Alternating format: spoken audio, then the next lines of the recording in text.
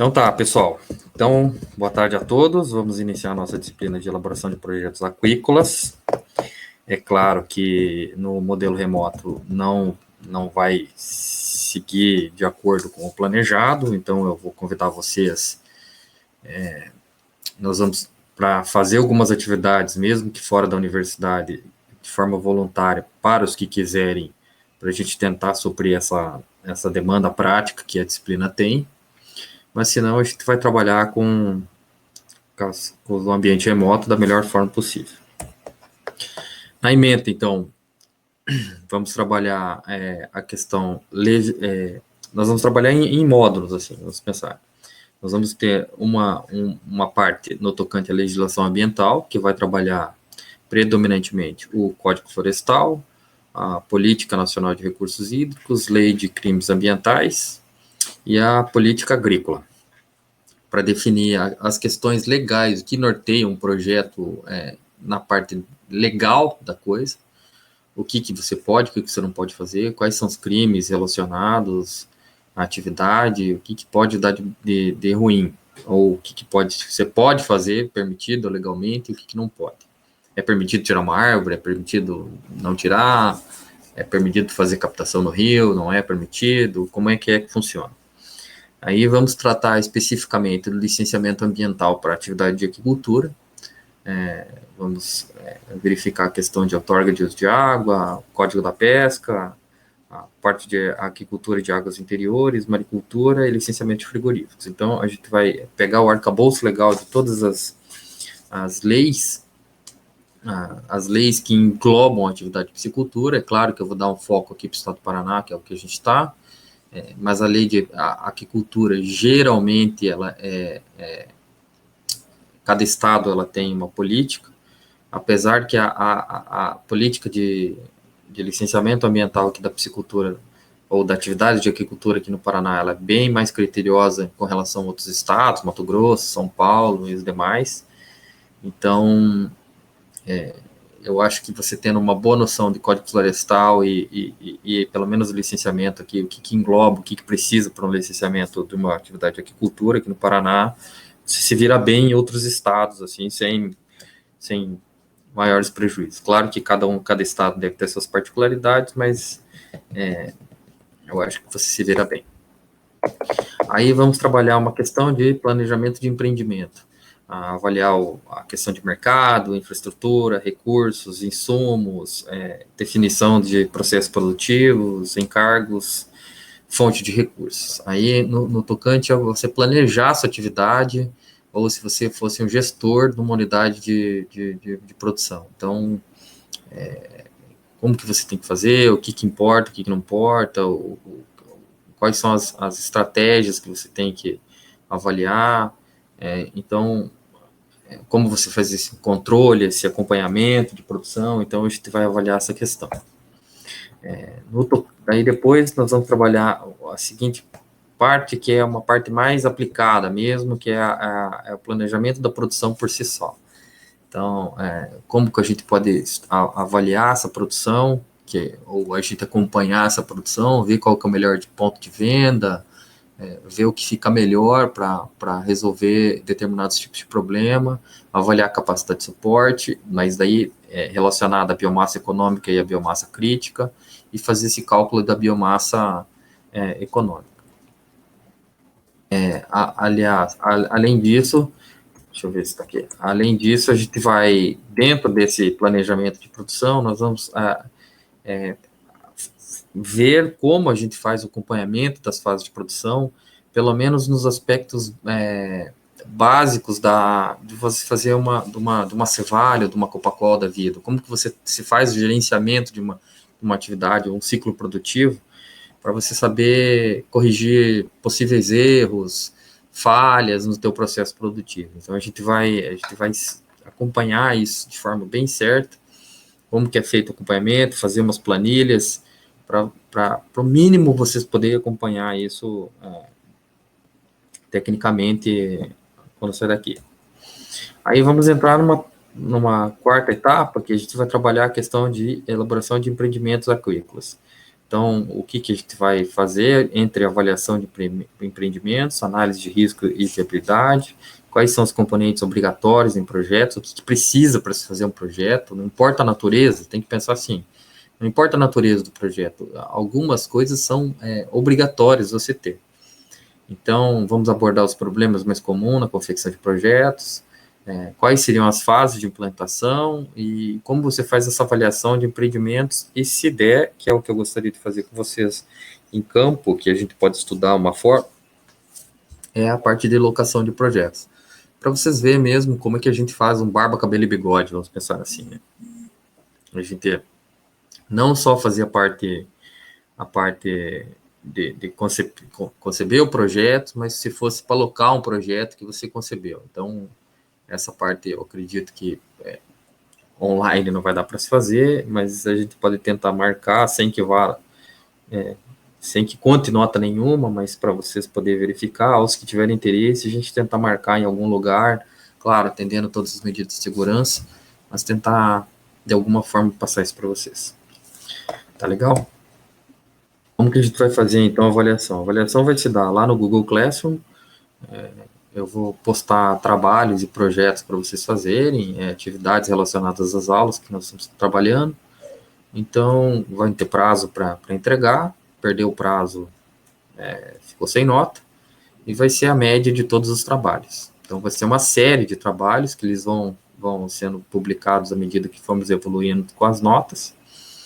Alguns materiais eu vou postar lá no Google Classroom para ter de conteúdo para vocês, para basear algum tipo de trabalho, e as dúvidas e algumas aulas a gente tira aqui nas aulas síncronas. Positivo? As bibliografias. Não existe um livro geral assim para tocante a projetos aquícolas, então a gente vai se basear basicamente no Código Florestal. Tem um livrinho que é do Kubica, que é, abre aspas, ele pegou uma parte de outros livros, mas enfim, ele aborda essa questão de biomassa econômica, que é o que a gente vai abordar. Senão, a gente vai abordar projeto na engenharia, que tem na biblioteca, isso aqui, e inventário de leis, né? Quase todas a questão de leis são publicadas, né? Então, nós vamos seguir o inventário de leis, e o resto a gente vai pegar uma coxa de retalhos, assim, para englobar essas bibliografias. Então, para aproveitar o início da aula de hoje, visto que não iniciamos a aula semana passada, vamos começar com o Código Florestal. O Código Florestal, ele é o norte, é o 001 de qualquer coisa, qualquer projeto relacionado ao agro, vamos pensar assim. Tudo se norteia em cima do Código Florestal. Todas as leis, tudo que veio, está abaixo do Código Florestal. A lei de aquicultura e pesca está baixa, a lei de irrigação está baixo, crimes ambientais está tudo se balizando no Código Florestal, então é ele que é a matriz de tudo, é nele que vai se basear. Então, assim, um projeto, pensando em projetos de empreendimentos agro, não vou nem falar aquícolas, se estiver fora da lei, ou fora do Código Florestal, já está errado na sua natureza. Então, não importa se tem uma política de aquicultura, ou se tem uma atividade específica, uma norma específica que rege a aquicultura, se o projeto dentro do Código Florestal estiver errado, está errado. Já bate, joga, é a mesma coisa que bater na parede. Ele não vai para frente, ele tá no start, no cerne errado. Então, a gente vai ver agora o que é os principais fatores do Código Florestal. Possivelmente, eu vou publicar um trabalho relativo ao Código Florestal, uma provinha lá para vocês fazerem, e vou deixar disponível o Código Florestal para ser avaliado. Beleza? Então, o Código Florestal. O Código Florestal, ele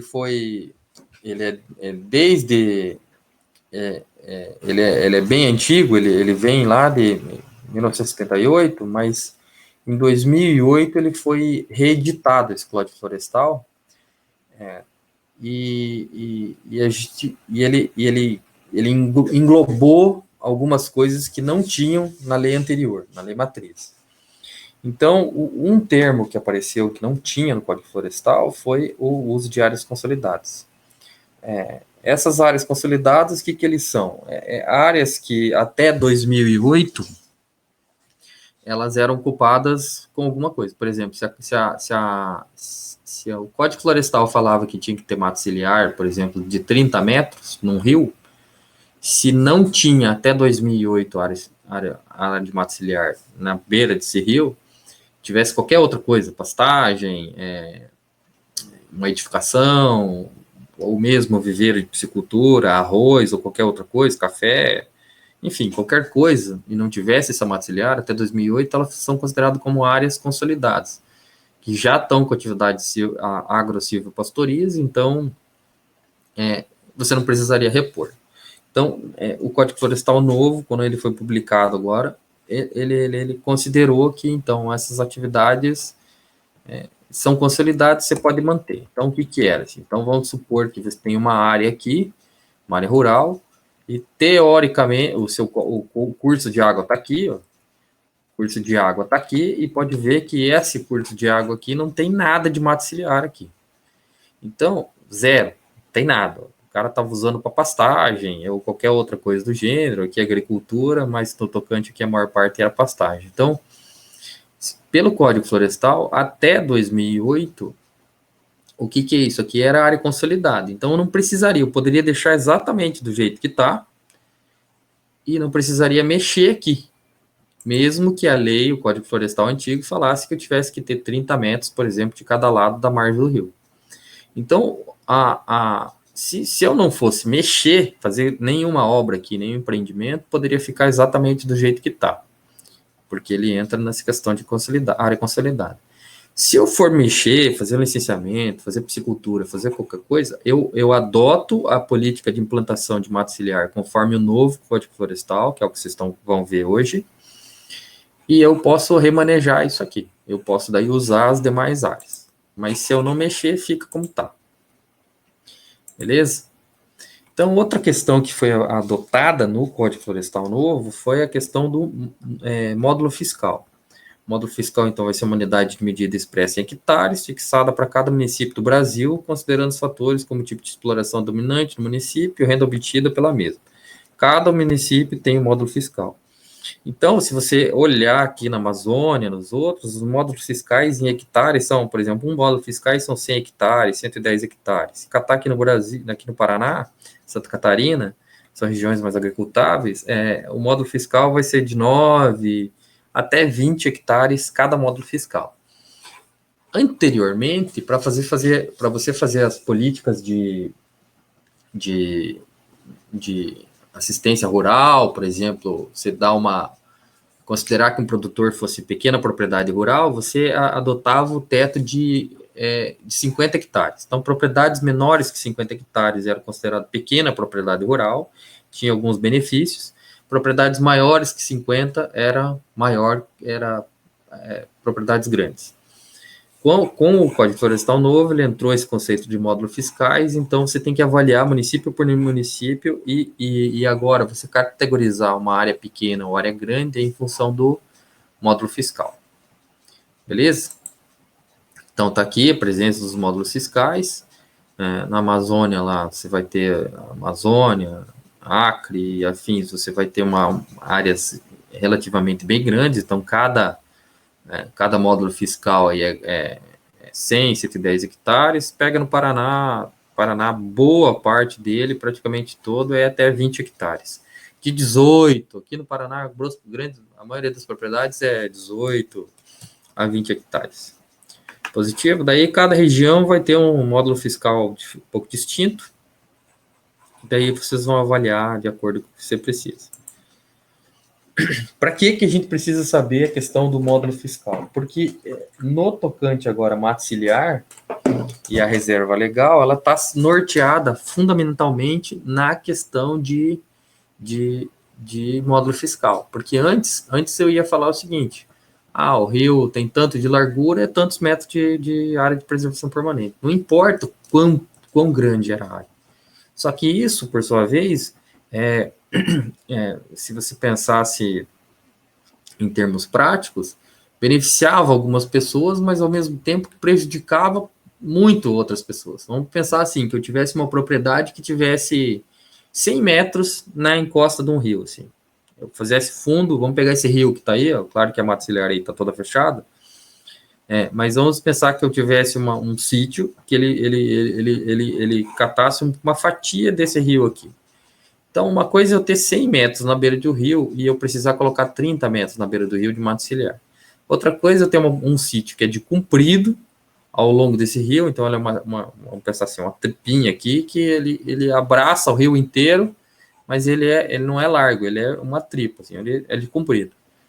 Então, assim, é evidente que no meu caso, que eu tivesse um sítio ao longo do rio, eu ia ser mais prejudicado, porque eu ia ter que, como eu estou na beira do rio, eu ia ter que preservar literalmente a margem toda, porque é lei. Então, em termos de área útil, ficaria bem menor para mim, para essa situação. Então, o módulo fiscal veio para ajustar esse tipo de situações, assim. Então, mas como que é baseada, como que é definido, então, a questão da mata ciliar? Eu falei o Código Florestal é de 78, não, era de 65, tá? Então, a primeira lei é 4771 de setembro de 1975, e ele que fez a fundamentação teórica e instituiu o que é o Código Florestal, o que é reserva legal, o que é mata ciliar. Então, a mata ciliar está definida por esse instrumento legal.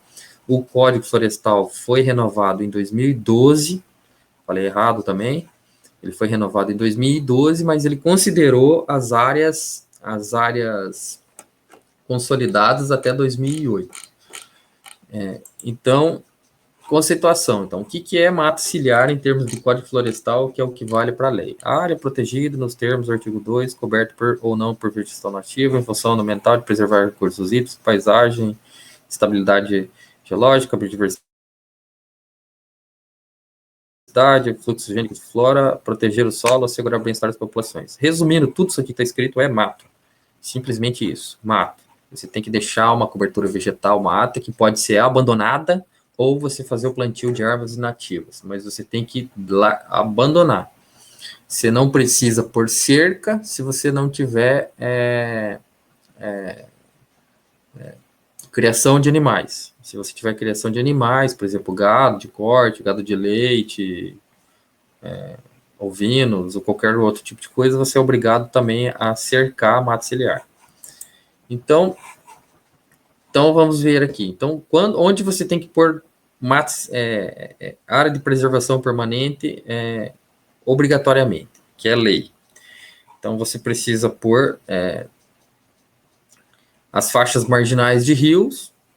Então, como que estava dado no código anterior? Então, conforme a lei, você precisava proteger as matas ciliares em volta de rio da seguinte forma.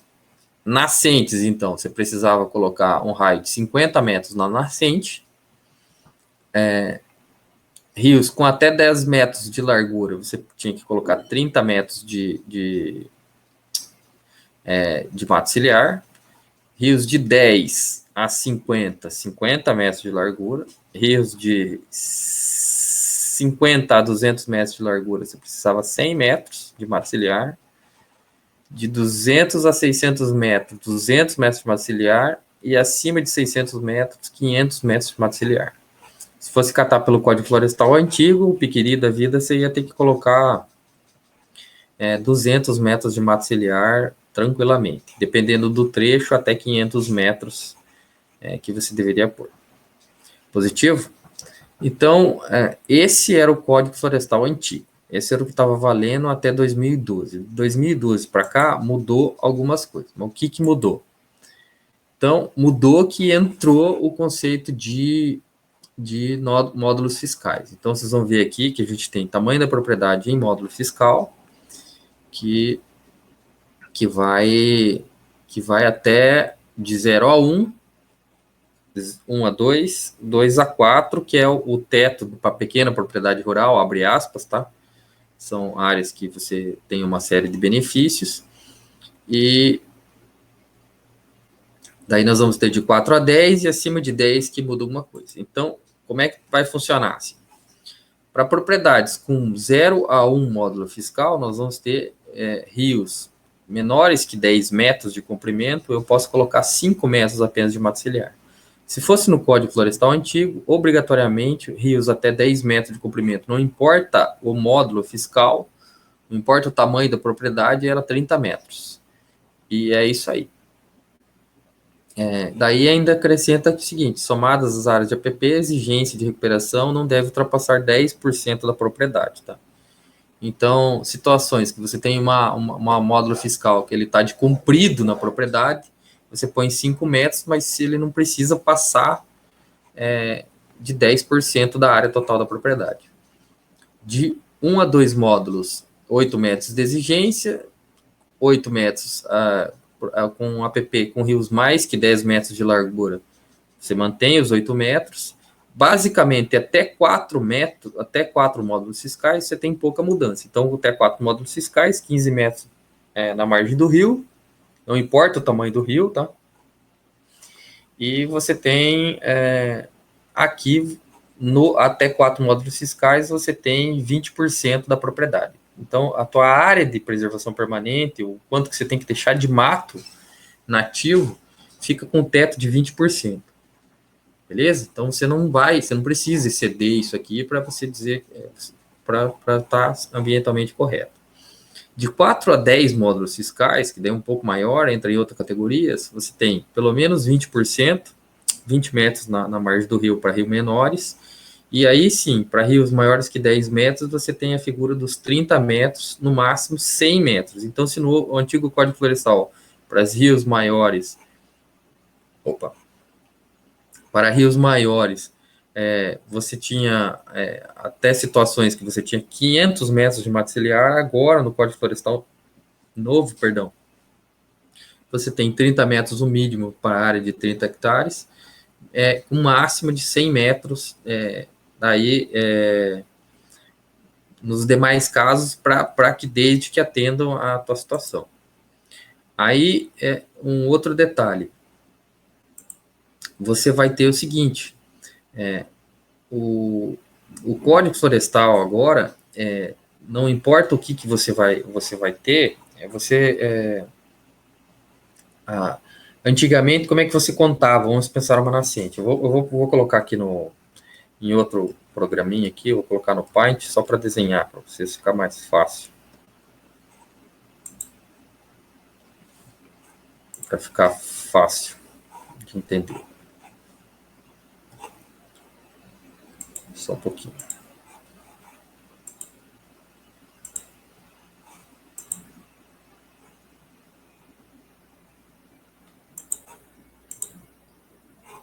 Então, vamos pensar assim, o Código Florestal antigo, se eu tiver... Eu vou trocar a cor aqui. Se eu tivesse uma nascente aqui, um olho de água, que ele viesse e fizesse isso aqui. Então, no Código Florestal antigo, o que eu teria que fazer? Eu teria que pegar 50 metros de raio disso aqui e colocar mais 30 metros ao longo do córrego. Então, aqui seria 30 metros, aqui seria 30 metros e aqui seria 50. Não, ficou péssimo, mas enfim. No novo Código Florestal, na mesma situação, não importa o tamanho da área, agora eu tenho que, não importa a nascente, e eu tenho o córrego aqui, eu vou ter 15 metros em volta.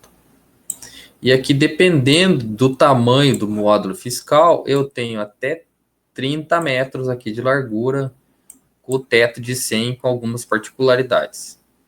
Então, assim, depende agora do módulo fiscal. A outra questão é o seguinte: o Código Florestal novo, vamos pensar que eu tivesse um rio, que eu tivesse a calha aqui do rio. Então, assim, na época de cheia, pode ser que a minha calha inundasse para cá, assim. Então, na época de cheia, ela inundasse. Então, o Código Florestal antigo, ele falava que na cota máxima de inundação, era a partir daqui que eu tinha que contar os 30 metros de mata. Então, essa faixa aqui, a partir da cota máxima de inundação, seria mato. E aqui também, a partir da cota máxima de inundação, aqui seria mato, 30 metros. No Código Florestal novo, eu não tenho mais isso. Código Florestal novo, não importa se a minha cota de inundação é aqui em cima, o que vale é o leito tradicional ou médio, curso médio, então. Então, eu conto no Código Florestal novo os 30 metros a partir daqui e não mais de lá. Beleza? Então, seria aqui, Código Florestal. A outra questão é o seguinte. Outra questão é no tocante nascente. Então, se você tivesse a seguinte situação aqui, ó, uma nascente aqui e aqui fosse literalmente uma área de banhado, assim. Então, o Código Florestal antigo, deixa eu apagar isso.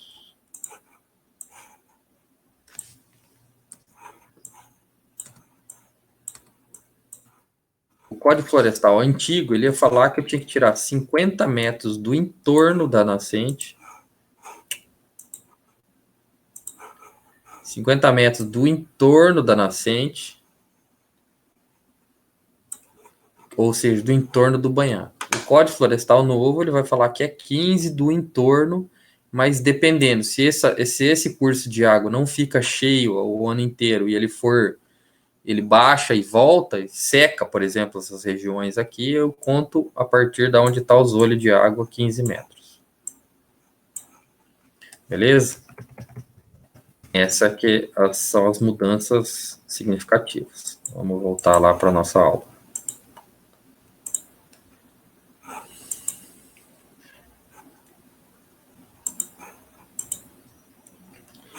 Então, seguindo, então, o Código Florestal estipulou isso aqui, e daí vocês vão ver que cada caso é um caso.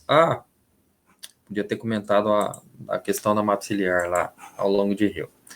Então, como é que ficou, então? Para áreas consolidadas, eu tenho a seguinte situação. Eu vou ter um rio, se for até um módulo fiscal, dependendo aqui, se for no estado do Paraná, um módulo fiscal vai ser sítios de 20, até 20 hectares no máximo, 18 hectares. Então, é relativamente bem pequeno. Então, são áreas pequenas. Então, até um módulo fiscal, eu tenho, vamos pensar um rio até 10 metros de comprimento, eu tenho que colocar 5 metros nas margens do rio e acabou.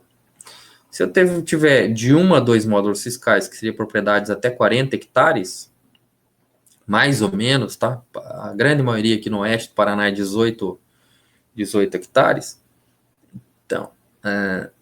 Então, nós vamos ter 32, mais ou menos, hectares de agricultura, são sítios pequenos também. Eu preciso ter 8 metros, para rios até 10 metros de comprimento. Para 2 a 4 módulos fiscais, eu tenho que ter 15 metros, então, de área de preservação permanente. E para áreas de 4 até 10 metros, eu tenho que ter 20 metros, que é o que está lá.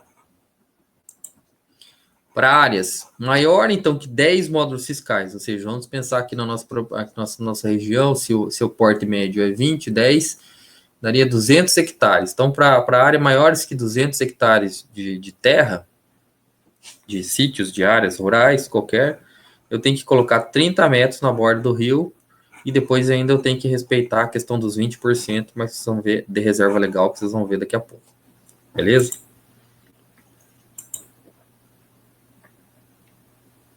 Então, no tocante a nascentes, antigamente era questão de, não importa a nascente, você tinha que colocar 50 metros de raio em volta dela e um abraço. Agora você precisa preservar apenas 15%. 15 metros, perdão. 15 metros, não importa o tamanho da propriedade. Outra questão que o Código Florestal também abordava, a questão de área de preservação em lagoas naturais, tá? Aqui no Paraná é difícil ter alguma área que não seja artificial, tá? Mas em algumas regiões até parece bastante a figura de lagos naturais que são definidos ali. Então, para lagoas naturais, você tem as mesmas regras de preservação. Então, áreas acima de 4 módulos fiscais tem que preservar 30 metros, até uns 5, 8 e 15, nas mesmas proporções que está lá para o resto dos matos ciliares. Então, aqui está um resumo, então, 5 metros para um módulo, 8 metros para 1 a 2, 15 metros para 2 a 4, que é a grande maioria das propriedades, e para áreas maiores mesmo, isso é 30 metros. Que era, se você pensar no antigo Código Florestal, era o que estava valendo para qualquer tipo de área. Então, se pegasse uma propriedade que ela tivesse ao longo aqui, fosse de comprido, para uma área mesmo que fosse de um módulo fiscal, você tinha que colocar 30 metros, você matava a propriedade inteira.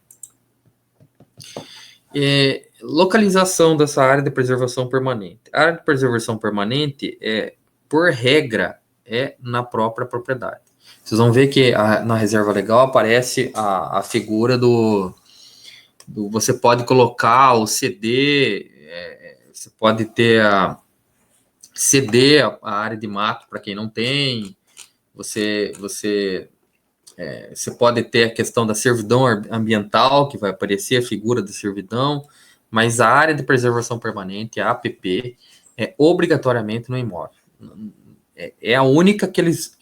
não importa o projeto de licenciamento que tu vai fazer, você mandou o projeto, a primeira coisa que eles vão verificar é a questão de mato ciliar. Se você está fora, já está errado, já no cerne da coisa. Então, a área de preservação permanente, coloca assim, diga-se de passagem, escreva no seu subconsciente que é intocável, tem que estar preservada, tanto que empreendimentos novos, aquícolas, você tem que preservar a área de preservação permanente e ainda ser 100% fora de APP. Invadiu o APP, comeu um pouquinho, isso vai dar multa com certeza e ainda você vai ter que recuperar a área depois. Beleza? O que mais que o Código Florestal fala? Que no topo de morros e montanhas, respeitados a 1/3 do seu limite superior.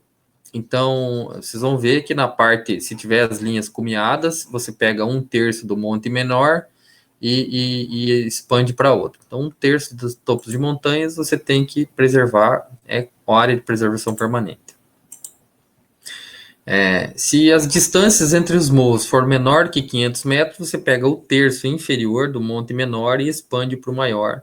Isso também é considerado área de preservação permanente. Então, não é para mexer. Então, se os morros são pertinhos, assim, um do outro, com distância menor que 500, você pega o terço da parte do menor e expande para o menor. Claro que isso depende do grau de inclinação, que vocês vão ver depois as particularidades do Código Florestal, que nós vamos discutir depois.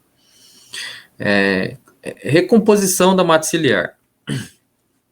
Recomposição da mata ciliar, então, você pode ser utilização de espécies nativas, através do plantio, semeadura ou recuperação ou mesmo isolamento da área. Então, assim, preciso recuperar uma área de mata ciliar lá. Então, você tem duas hipóteses. Ou tu vai pegar a muda lá e planta algum tipo de árvore desde que seja nativa, ou você simplesmente abandona. Se tiver animal, você tem que cercar também. O abandono é deixar que a recuperação, a vegetação se recomponha por si só. É evidente que, por exemplo, se você for notificado alguma vez por estar descumprindo a questão de recomposição da área de preservação permanente e você fala que vai abandonar e passa um tempo, você vai ter que apresentar como é que está a tua propriedade, ela está com corte raso lá e falar que não cresceu nada, não vai colar. Então, você vai ser notificado, possivelmente vai ser multado de novo. Então, quando você fala abandono, você tem que literalmente abandonar mesmo, deixar ela lá, que ela venha sozinha. Ou, se você preferir, tu planta algo dentro das espécies nativas que agrade. Positivo? Geralmente, quando você é notificado por estar falhando com a questão da mata ciliar, área de preservação permanente, geralmente você toma uma multa e junto você vem tipo um termo que você tem que, de compromisso, que você tem que assinar, que é a recuperação dessa área. Então, se você, lá na notificação tua, teu laudo de notificação, ele vai constar lá que você precisa recompor 9.000 metros de mata ciliar, 10.000 metros, 1 hectare, 2 hectares, e afim. Ele vai te falar quanto que você tem que pôr e você tem que literalmente recuperar ou deixar bem caracterizado que está abandonado. Se for denúncia no próprio órgão ambiental, eles vão te dar um prazo de 6 a 7 meses, 1 ano, para você apresentar a evolução da área. É evidente que tipo, se você está com a recuperação da área, em 6 meses e 1 ano já tem que estar um matagal. Se for no Ministério Público, você não me lembro exato se você fica 5 ou 10 anos apresentando esse termo de recuperação. Ou seja, todo ano você tem que ir apresentar a evolução da área que você está recuperando. Então, assim, por quê? Para justamente não correr o risco de você falar, assina, paga a multa, aí o cara recupera a área lá, passa 1 ou 2 anos, o cara vai lá e corta tudo de novo e continua a vida. Então, justamente eles fazem isso para evitar isso. Positivo? A averbação da área de preservação permanente. Uma vez era exigido a questão da averbação da reserva legal e da área de preservação, mas agora não é mais admitido. Não é mais necessidade. Aí, outra pergunta que é bem comum: espécies exóticas na área de preservação. Então tenho que recuperar a minha área.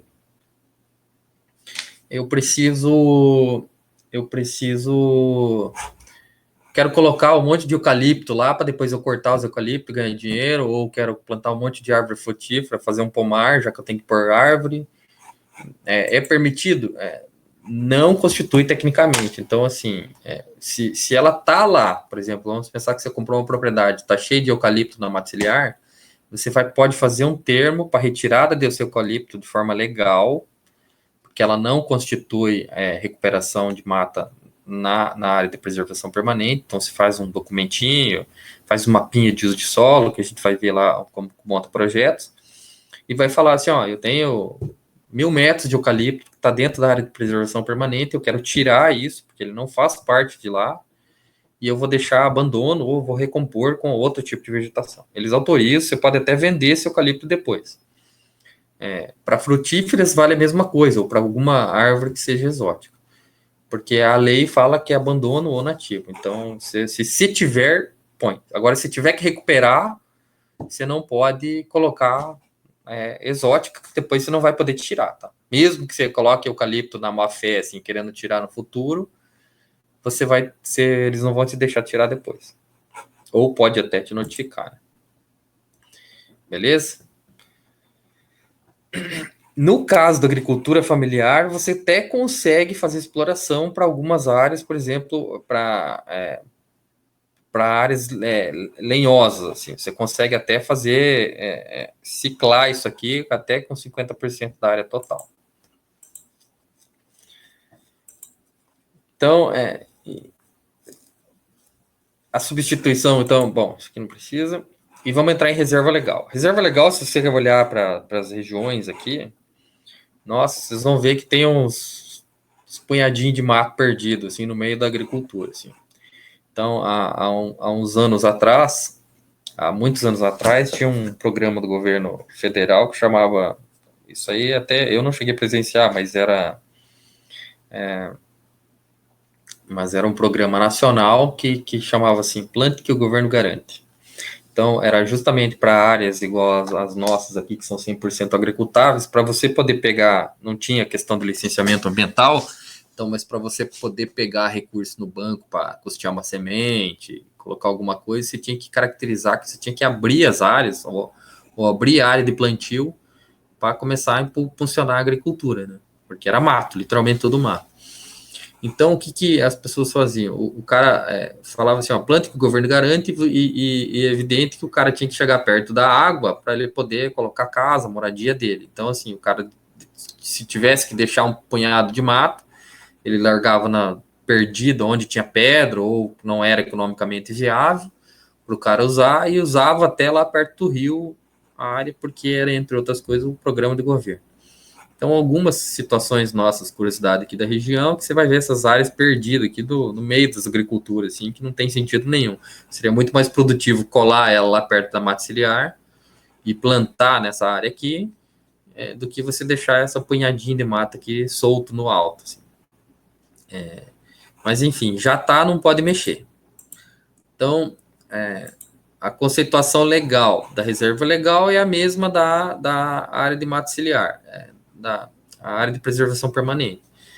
Ela também veio, o conceito também veio de Código Florestal, só que houve mudança no termos de área de preservação permanente, de reserva legal, no novo Código Florestal, porque eu vou falar o que aconteceu no antigo, como é que era, e depois eu falo o que é o novo, para vocês verem o que mudou. Então, a conceituação, então, da área de preservação é a área localizada no interior da propriedade, de posse rural, excetuada, então, a área de preservação permanente, é fora a área de preservação, necessária para o uso sustentável de recursos naturais, conservação, reabilitação de processos ecológicos, conservação de biodiversidade, abrigo, proteção da fauna nativa, resumindo, mato. Então, como que tinha como que funciona a reserva legal?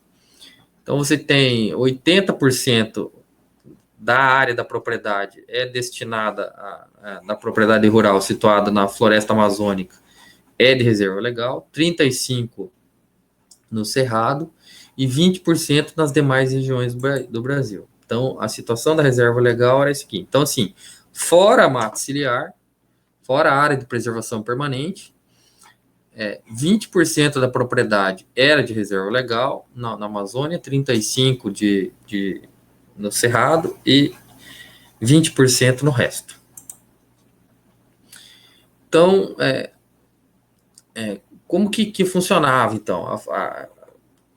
No caso aqui do Paraná, então, você tinha que plantar esses 20% da propriedade ao longo dos anos, com uma parcela anual, assim, que você tinha que compor. É claro que ninguém colocava reserva legal e deixava para colocar no final, que fosse começar a contabilizar. A reserva legal, especificamente, o que ela acontece? Você tem...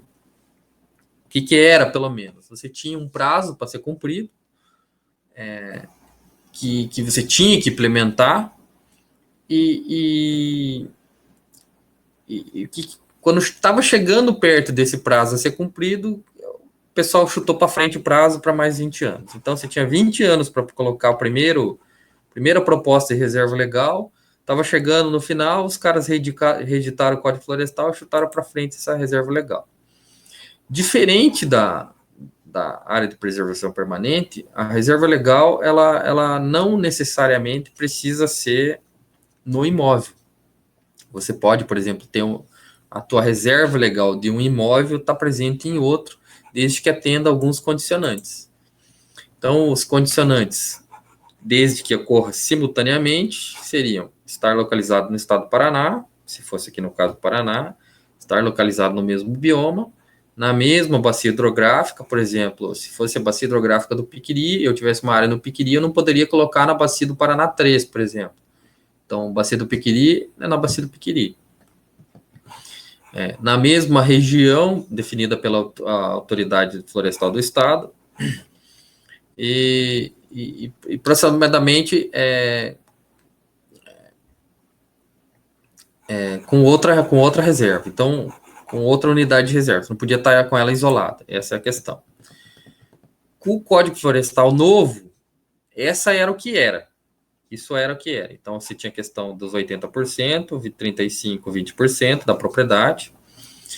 Não importava o tamanho das propriedades, então não se fazia distinção do pequeno e do grande produtor. A questão é que todo mundo tinha que ter reserva legal, todo mundo tinha que averbar essa reserva legal, averbar essa reserva, na matrícula do imóvel era averbado, e você tinha que obrigatoriamente colocar, e você não podia fazer muitos usos dessa reserva aí.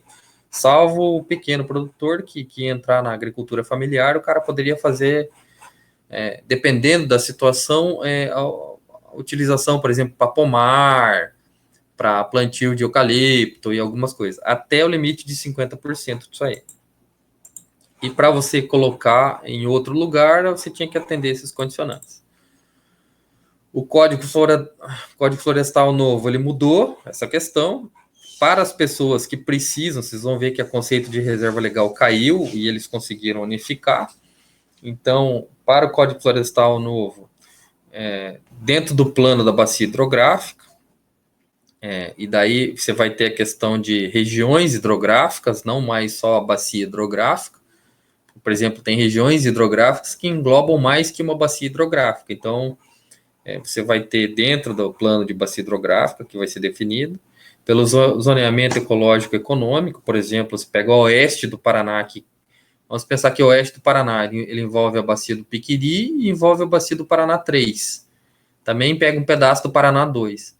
Então, assim, no tocante reserva legal agora, você consegue abraçar isso aqui. Ela vai ser destinada agora predominantemente para a formação de corredores ecológicos ou outra reserva legal ou área de preservação permanente. Então, ela pode ser unificada com a área de preservação permanente. Vocês vão ver que antes era assim, nós tínhamos a área de preservação permanente era uma coisa, a reserva legal era outra, você não fundia as duas. Em casos de pequena propriedade rural, que era até 50 hectares, e dependendo se o cara caracterizasse que ele estava dentro da agricultura familiar, você conseguia fundir as duas e somar o cômputo da reserva legal mais a área de preservação permanente dava os 25% da propriedade. Em vez de 20% da reserva legal mais a área de preservação permanente que não tinha teto, se você somasse as duas, desse 25% da propriedade, estava legal. Agora, com o novo Código Florestal, ele fala assim, bom, tem aquela fatia de área de preservação permanente que mudou para menos, mas a reserva legal agora ela pode ser fundida com a área de preservação permanente, respeitados alguns critérios que a gente já vai ver. E entra a questão de corredores, área de importância para conservação e áreas de maior fragilidade ambiental. Para você fazer essa junção ou tentar fazer esse combo de área de preservação permanente e reserva legal, você obrigatoriamente tem que estar cadastrado no CAR, que vai aparecer também no novo Código Florestal, a figura do Cadastro Ambiental Rural, e especificar o local que você pretende colocar essa reserva legal. Com o protocolo, você com esse protocolo e a verbação dessa reserva legal, você poderá, de posse desse CAR, então, uma vez que está aprovado, você fazer a sessão de servidão ambiental. Então, essa sessão de servidão ambiental, o que é? É você ceder para outra pessoa o direito dela ter a reserva legal no teu lugar. Então, você, abre aspas, aluga a tua reserva legal de alguma forma, e ela deverá ser registrada, então, no órgão ambiental por meio de inscrição do CAR, sendo vetada a alteração e destinação para outros casos, por exemplo, como desmatamento. Isso não te exime você fazer desmatamento da área. Aparece, então, a questão da servidão ambiental, que é a renúncia voluntária por parte do proprietário rural sobre o direito sobre a área excedente de 20% da sua reserva legal, para outro proprietário rural, Então, você vai poder pega uma fatia desse teu... Como é que funciona, então, o servidor ambiental, para ficar mais claro? Você tem uma propriedade e você tem que ter a área de preservação permanente, que tem que ser na propriedade. Vamos supor, ela é mais que 10, é mais que 4 módulos fiscais hoje. Então, você tem uma propriedade rural maior que 4 módulos fiscais. Então, você tem que ter a reserva legal. Então, tira a área de preservação permanente, os 20% que você tem que ter de reserva, se for aqui no Paraná. O que for excedente a esses 20 que você tem que pôr, se você tiver mata ainda, você pode fazer servidão ambiental para outro cara. Então, se você prestou para um colega ou alugou a sua área de mato, você cede ela ou aluga para um cara que precisava ter na área dele. Então, a área de reserva legal necessariamente não precisa ser na própria propriedade. Reserva legal, então, para áreas maiores que 4 módulos fiscais. Até 4 módulos fiscais não precisa mais a área de reserva legal.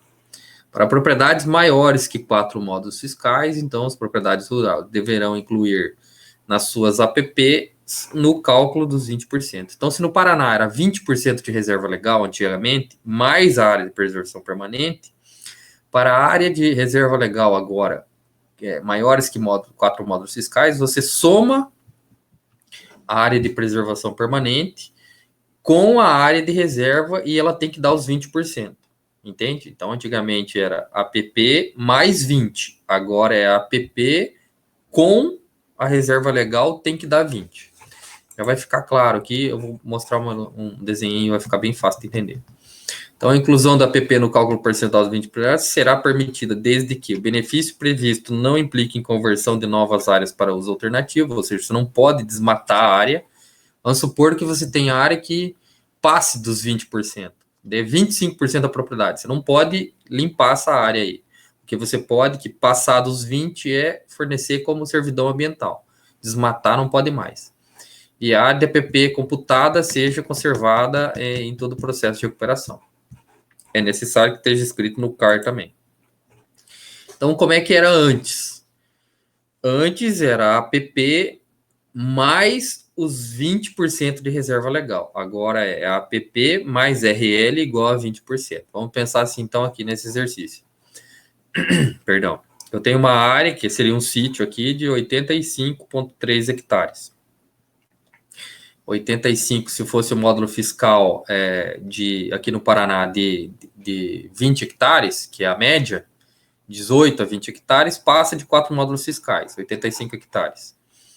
Então, nessa área de 85 hectares, eu teria que ter, pela norma lá do Código Florestal, 20 metros de mata ciliar no rio, que isso seria a minha área de preservação permanente, mais a reserva legal. Então, assim, eu somo essa minha área de preservação permanente no meu rio.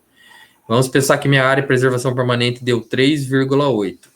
Então, seria o seguinte, 85,3 vezes 0,20%, eu teria que 85,3 vezes 0,2, eu teria que ter 17,06 hectares de mata ciliar. Como de mata. Isso daí não entra mata ciliar, tá? Entra de mato. Então, teria que ter de 85, 20% de 85,3 seria 17,06 hectares de mata. Como eu tenho de área de preservação 3,8, menos 3,8, eu preciso recompor, então, 13,26 de reserva legal para fechar os 20% que precisaria de recompor. Positivo? De mata. Isso aqui para áreas maiores que 4 módulos. Áreas menores que 4 módulos fiscais, vamos pensar aqui no Paraná que fosse, em média, 72 hectares, eu não preciso ter a figura da reserva legal mais. Só o que eu tiver de mato é o que tem, se for área consolidada. Se eu tiver que mexer na propriedade, eu tenho que ajustar pelo menos a questão da mata ciliar, conforme a lei. Beleza? Perdão.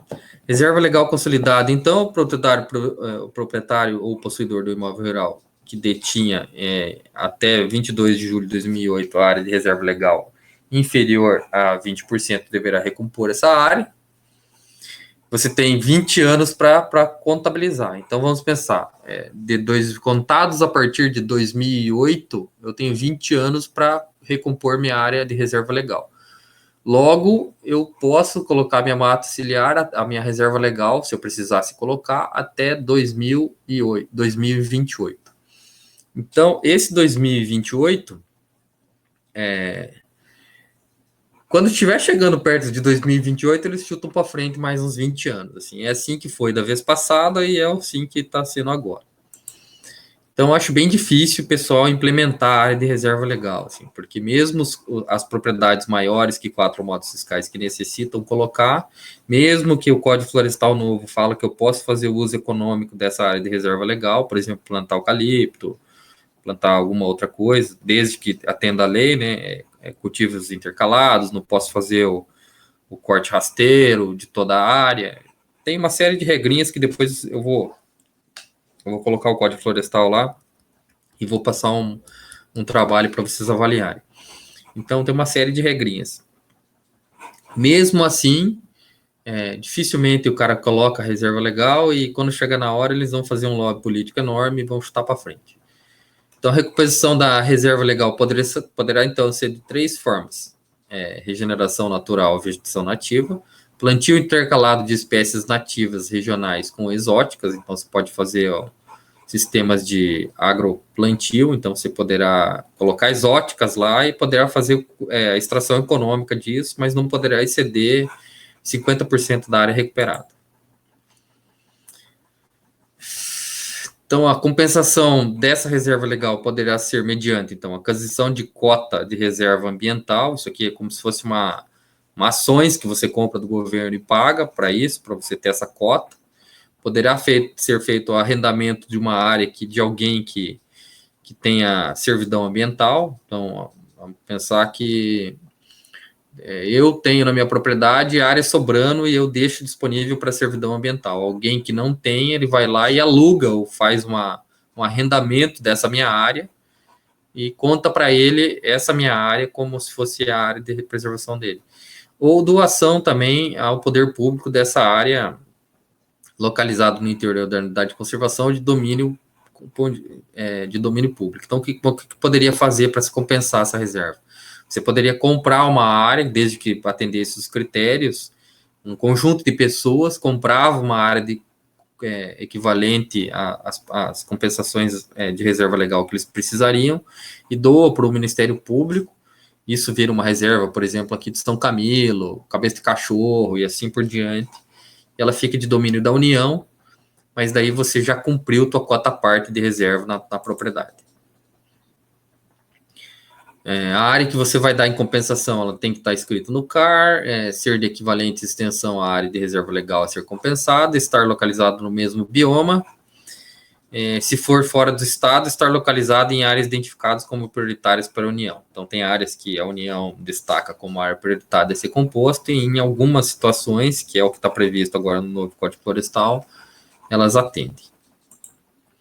Beleza? Reserva legal, então, consolidadas para propriedades menores que 4 módulos fiscais. Imóveis, então, rurais para áreas que são até 4 módulos fiscais, que vão ser equivalentes a 72 hectares, não precisam mais recompor suas reservas legais. Vale o que você tem de vegetação nativa até 2008. É o que está lá. Ponto. Nem mais, nem menos. Você não precisa mais pôr para propriedades maiores que reserva legal. 4 módulos fiscais. Positivo? Lembrando que não poderá haver nenhum desmatamento nessas áreas. Mesmo que passe, você precisava ter 5 e você tem 10, você não pode tirar os outros 5. Positivo? A figura do CAR, então, é obrigatória para todo mundo. Foi dado um prazo, a maior parte das propriedades já tem o registro do CAR, porque tinha prazo para compor, se não me engano, até ano passado tinha que ter cumprido isso. O objetivo, então, é fazer um registro, um cadastro, um banco nacional desses imóveis rurais. Hoje, nas matrículas dos imóveis, principalmente quando você compra e vende imóvel, tem que estar presente até o número do CAR lá nas matrículas. E é isso aí. Você vai fazer até 31 de 2018, depois eles prorrogaram, se não me engano, até o ano passado, que era 2020, e agora já venceu o prazo e todo mundo tem que fazer. O programa de regularização ambiental, que é aquela, como se fosse, ela vai permitir, então, você fazer a regularização de áreas de preservação e reserva legal consolidada, desde que não estejam em risco ou sejam observados critérios técnicos para você adotar. Mas você adotar mediante a correção de alguns passivos ambientais que você possa eventualmente ter. O Estado do Paraná, eles vão te notificar e pedir para eles corrigir por meio de termo de ajuste de conduta. Na verdade, eu não vi esse programa, isso aqui está no Código Florestal, mas eu não vi esse programa de regularização ambiental aqui ser válido para o Paraná. Paraná, pelo IAT, que é o antigo Instituto Ambiental do Paraná, agora ele se fundiu com o Instituto das Águas do Paraná e viraram um só, que é o Instituto Água e Terra do Paraná. Então,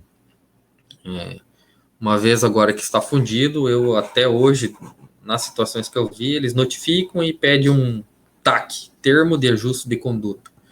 E esse termo de ajuste de conduta é utilizado para você recuperar as áreas, mas eu não consegui ouvir falar disso aqui.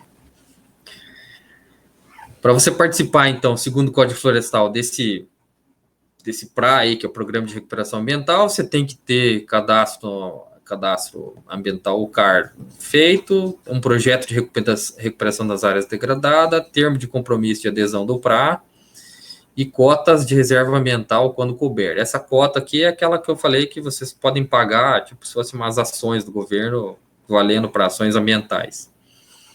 Então, o TAC, que é o termo de ajuste de conduta, é mais ou menos nessa mesma linha. Você tem que apresentar o CAR, tem que apresentar o projeto de área degradada e tem que apresentar, em vez de ter o termo de compromisso de adesão do PRA, é o termo de ajuste de conduta, que é o TAC. Beleza?